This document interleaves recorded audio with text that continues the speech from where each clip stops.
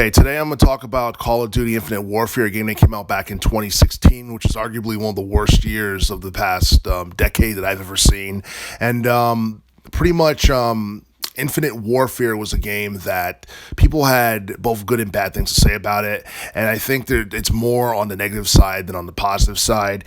The positives about the game is that it had a compelling story. You also had interesting game modes like campaign, multiplayer, and zombies.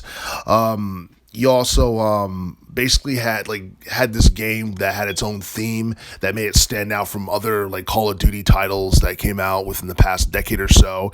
And the thing is, like, despite how impressive Call of Duty Infinite Warfare looks, a lot of people wouldn't even put it in their top five, let alone top 10 in terms of like best Call of Duty games of all time, mainly because the game was actually one that basically tanked in terms of commercial success. It was one that a lot of people criticized, and it's probably because 2016 in general was a year that a lot of people were not crazy about, and just they were just upset about everything. So almost everything got criticized. I heard like the Suicide Squad movie from 2016 got criticized, even though it was really not that bad. But for the most part, a lot of things that came out of 2016 got heavily criticized. This just so happened to be one of them.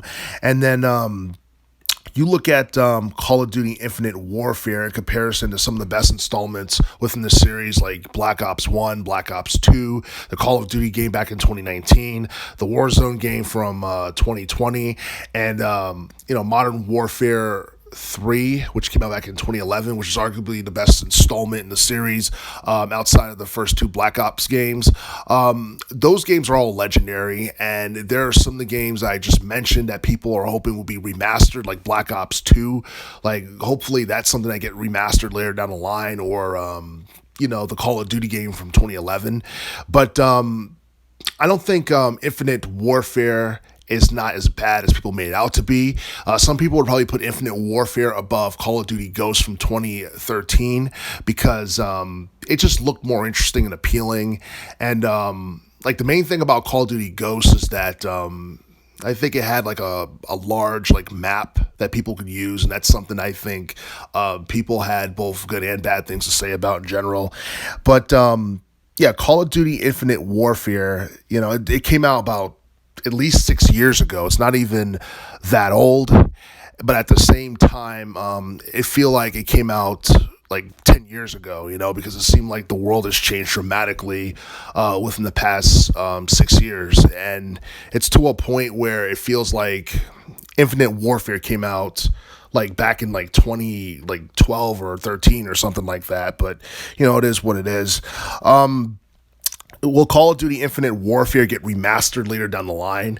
I highly doubt it, but at the same time, it wouldn't shock me that if Activision decided to do something special with this game, like in, say 2026, because that'll be the 10-year anniversary of this game.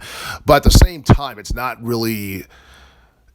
something that people would prefer in relation to popular demand to be remastered later down the line, because there are definitely more Call of Duty titles that is more worthy of being remastered and what have you.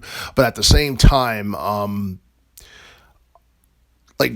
basically Call of Duty Infinite Warfare wasn't great and it wasn't horrible. It was somewhere in between, and it's had its strengths and its weaknesses. And I guess it's a game that casuals can play and probably just get into it if they're just fans of the first-person shooter genre for the most part.